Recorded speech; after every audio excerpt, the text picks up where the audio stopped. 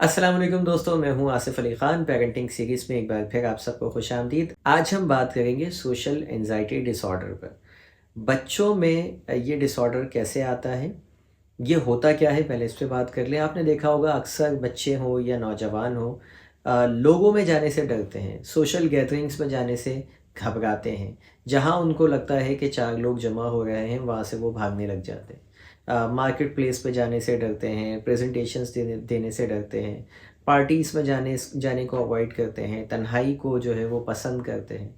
अक्सर ऐसे ये सोशल एंजाइटी इतना कॉमन है। कई मामलात में ऐसा भी हुआ है, कई क्लाइंट मेरे पास आए और रिलेशनशिप इश्यूज़ के हवाले से, और बीवी को इस बात पे एतराज़ है कि शौहर कहीं जाते ही नहीं, कहीं ख़ानदान में नहीं जाते, रिश्तेदारों में नहीं जाते, इनको मेरी इज़्ज़त का ज़रा सा भी ख़्याल नहीं है, मैके में मेरी नाक कट जाती है, सबके शौहर आए हुए होते हैं, मेरे नहीं आए हुए होते। बाद में पता चला कि हस्बैंड को सोशल एंजाइटी डिसऑर्डर जो है वो डायग्नोज़ हुआ है। अब मुझे बताइए कि जो शख़्स एक डिसऑर्डर के साथ हो और उसे खुद भी नहीं पता, तो वो कैसे जाएगा? अब इस डिसऑर्डर की वजह से आपका रिश्ता ख़राब हो रहा है। आपको लग रहा है कि वो आपको तंग करने की वजह से नहीं चाह रहा, या वो बंदा ढीठ है, या वो बंदे को आपकी फ़ीलिंग का एहसास नहीं है। लेकिन एक्चुअली में ऐसा नहीं है। वो शख़्स बेचारा एक डिसऑर्डर से गुज़र रहा है, एक ज़हनी बीमारी से गुज़र रहा है। उसको नहीं पता कि वो कौन-सी चीज़ है जो उसको उसको ये अंदर से कहती है कि नहीं जाना है, और वो कहता है कि तुम चले जाओ, अपने ख़ानदान में खुद ही घूमती रहो, बच्चों को ले जाओ, मैं नहीं जाऊँगा। और इसकी वजह से कई घर घर में जो है वो मसाइल होते हैं। बच्चों को सोशल एंजाइटी डिसऑर्डर होता है, वो पब्लिक को फेस नहीं कर पाते, वो कोई कॉन्टेस्ट में हिस्सा नहीं ले पाते, वो किसी एक्स्ट्रा करिकुलर एक्टिविटीज़ में नज़र नहीं आते।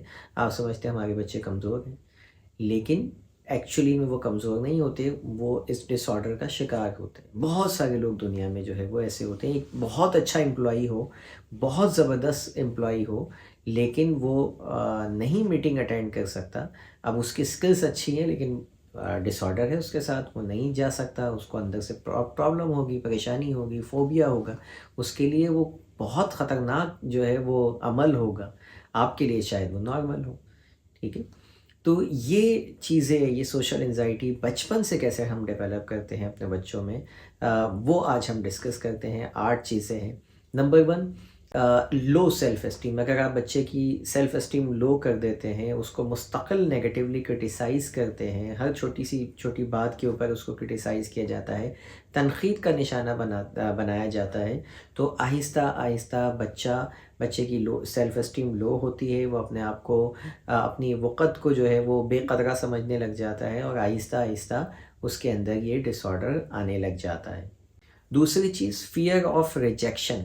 अगर आप अनसपोर्टिव, आपका स्टाइल है पेरेंटिंग का, आप बच्चे को सपोर्ट नहीं करते, उसकी गलतियों को सपोर्ट नहीं करते, उसको एक अच्छा माहौल नहीं देते, तो फिर क्या होता है, जब सपोर्टिव एनवायरनमेंट नहीं होता, तो फिर क्या होता है, बच्चे को हर छोटी-छोटी बात पर उसके अच्छी चीज़ों को हाइलाइट नहीं किया जाता, उसकी बुरी चीज़ों को हाइलाइट किया जाता है, उसकी मिस्टेक्स को हाइलाइट किया जाता है, और यूँ बच्चे के अंदर फ़ियर ऑफ रिजेक्शन आता है। यानी उसे लगता है कि मैं जो भी काम करूँगा, मुझे रिजेक्ट कर दिया जाएगा। पहले वो आपकी तरफ से रिजेक्शन आता है, फिर उसे लगता है मैं जहाँ पे भी जाऊँगा, लोग मुझे रिजेक्ट करेंगे। मैं जो भी कुछ पहनूँगा, लोग उसे रिजेक्ट करेंगे। मैं जो कुछ भी बोलूँगा, मुझे रिजेक्शन का सामना होगा।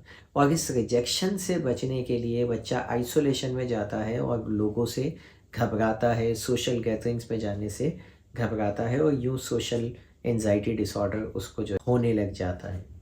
तीसरी चीज़, मॉडलिंग एंजाइटी।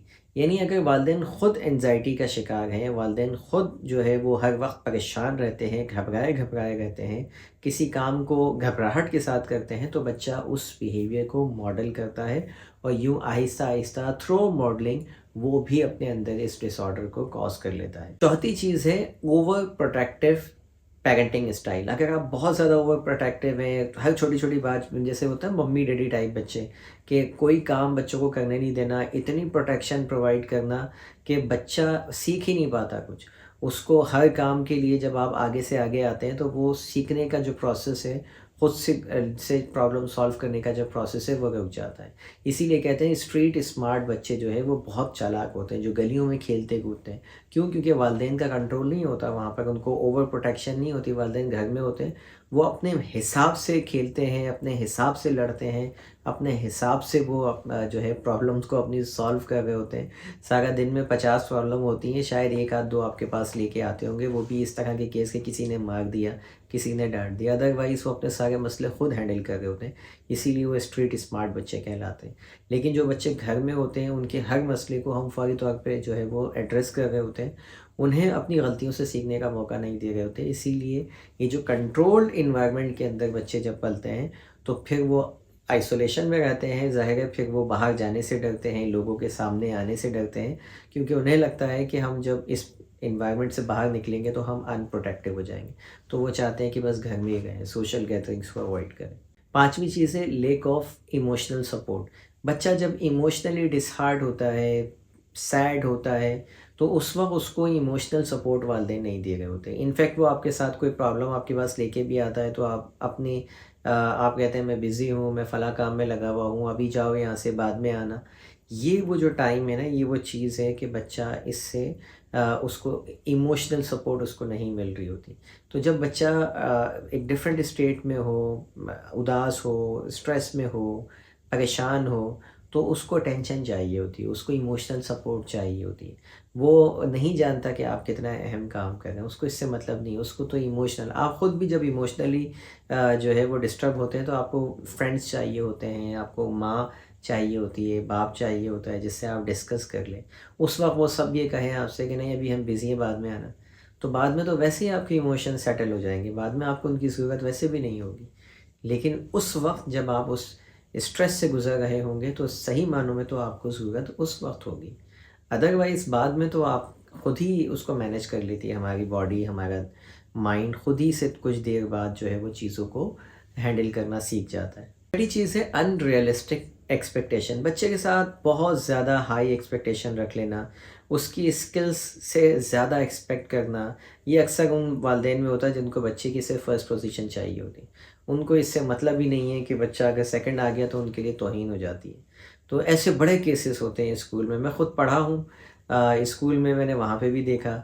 जब हमारी कभी पोजीशन बनती थी तो हमारे ही बेस्ट फ्रेंड के घर वाले आ जाते थे कि आसिफ़ की फ़ाइल दिखाओ, ये कैसे फर्स्ट आया, मेरा भाई सेकंड आया, मेरा बेटा सेकंड आया, उसकी फ़ाइल लेके आओ। तो हमारी जो एचएम होती थी, प्रिंसिपल होती थी, वो कहती थी आप अपने बच्चे की फ़ाइल देखें ना, उसकी फ़ाइल देखने की आपको क्या ज़रूरत है। तो लोगों को इससे मतलब नहीं होता था कि उनके बच्चे ने क्या किया, उनको फ़र्क इससे पड़ना होता था कि दूसरे बच्चे ने क्या किया। ये वाला जो स्टाइल होता है ना, इसको कहते हैं कि आप अपने बच्चे से, यानी अपना बच्चा अगर सेकंड पे आ गया तो उसकी आप उसको अप्रिशिएट नहीं कर रहे। आपको ये परेशानी है कि दूसरे का बच्चा फर्स्ट कैसे आ गया। तो ऐसा माहौल अगर आप दे रहे हैं, अपने बच्चे की अचीवमेंट को सेलिब्रेट नहीं कर रहे, दूसरे के बच्चे के आप ताने दे रहे हैं उसको, तो ये भी सोशल एंजाइटी जो है वो कॉज़ करता है, क्योंकि जब वो सारी ज़िंदगी दूसरों को बेहतर देखेगा आपकी नज़र में, तो उसको फिर दूसरों में जाने और लोगों में हर जगह जहाँ वो जाएगा उसे लगेगा कि दूसरे मुझसे बेहतर हैं। तो जब वो मुझसे बेहतर हैं और मैं कमतर हूँ, तो मुझे क्या होगी, एंजाइटी होगी और मैं उस सिचुएशन से भागूँगा। अकेले घर में तन्हा रहना सीखूँगा। यूँ मेरे अंदर क्या आ जाएगी, सोशल फ़ोबिया या सोशल एंजाइटी डिसऑर्डर। 7वीं चीज़ है इनकंसिस्टेंट डिसिप्लिन। यानी कभी आपने कोई चीज़ अलाउ कर दी और कभी आपने अलाउ नहीं की। कभी आप आए, देखा बच्चा मोबाइल देख रहा है, आपने कहा चलो कोई बात नहीं। अगले दिन आए, उसको डाँट दिया। Inconsistent discipline. बच्चा कन्फ्यूज़, एंशियस, परेशान, कभी इनको ये बात अच्छी लगती है, कभी बुरी लगती है। कभी इस बात पे मुझे डाँटा जाता है, कभी इस बात पे मुझ पे हँसा जाता है। तो एक क्लियर रूल सेट करें, जो गलत है वो गलत है, उसके लिए आपने उसको फिर इग्नोर नहीं करना। गलत को बताना है गलत ही। ये नहीं कि आज गलत है क्योंकि आपका मूड अच्छा है और कल सही चीज़ भी गलत है क्योंकि आपका मूड ख़राब है। तो ये इनकंसिस्टेंट डिसिप्लिन होते हैं जो बच्चों के अंदर एंग्ज़ायटी को कॉज़ करते हैं। 8वीं चीज़ सोशल आइसोलेशन। वो वालिदैन जो बच्चों को एक ही घर में बंद रखते हैं, ना खुद बाहर जाते हैं, ना बच्चों को जाने देते हैं, अपने पोर्शन में रखते हैं, नीचे दूसरे जॉइंट फैमिली में है तो दूसरे पोर्शन में नहीं जाने देते। मतलब अपने साथ ही, देखिए आपका बच्चा सिर्फ़ आपके लिए नहीं आया है। 8 बिलियन, 9 बिलियन या 10 बिलियन आबादी हो गई है दुनिया की, वो सबके लिए आया है। तो उसको लोगों से मिलना है। तो अगर आप खुद सोशल एंजाइटी का शिकार हैं, लोगों में नहीं जाते, तो आप बच्चों को भी रखेंगे। या इनफैक्ट आप नहीं भी हैं तब भी अगर आप बच्चों को नहीं निकाल रहे, मैं ऐसे लोगों को जानता हूँ बहुत सारे, इवन हमारे अपने फ्रेंड्स एंड फैमिली सर्कल्स में ऐसे लोग होते हैं, सालों साल वो कहीं जा ही नहीं, कहना रिश्तेदारों के पास जा रहे हैं। कुछ नहीं तो भाई आपको रिश्तेदार अच्छे नहीं लगते, आप बच्चे को पार्क ले जाएँ, उसकी इंटरटेनमेंट के लिए उसको बाहर क्लास में निकालें। रोज़ाना नहीं निकाल सकते, वीकली निकालें। अफ़ोर्ड नहीं कर सकते, सस्ती जगह चले जाएँ, लेकिन उसको घुमाएँ फिराएँ, लोगों से उसका इंटरेक्शन करवाएँ। मैं तो कहता हूँ कुछ नहीं कर सकते, रोज़ाना दुकान पे तो जाते हैं ना, शॉप पर, बच्चे को साथ ले जाएँ। उससे शॉपकीपर से ही उसका इंटरेक्शन होगा। अलग-अलग शॉपकीपर्स के पास जाएँ हर बार, ठीक है? अलग-अलग दुकानों पे जाएँ ताकि ज़्यादा से ज़्यादा बच्चे का इंटरेक्शन लोगों से बढ़े, डेली बेसिस पर। तो अगर आप आइसोलेशन में रखते हैं बच्चों को, तो अल्टीमेटली वो बड़ा होके वो उसको यही आदत होगी कि वो लोगों से डरेगा, भागेगा, क्योंकि उसकी आपने ट्रेनिंग करवाई नहीं है। उम्मीद है ये 8 पॉइंट आपको मदद देंगे अपने बच्चों के अंदर, अगर आप गलती से दानिस्ता या नादानिस्ता तौर पर इस डिसऑर्डर को कॉज़ कर रहे हैं, तो आप इससे बच सकते हैं। आपने करना क्या है, इन जो 8 चीज़ों को हमने डिस्कस किया है, इसको इनकरेज करना है। जैसे लो सेल्फ एस्टीम है तो उसको हाई करना है, क्रिटिसिज्म को कम करना है, इंटरेक्शन को बढ़ाना है।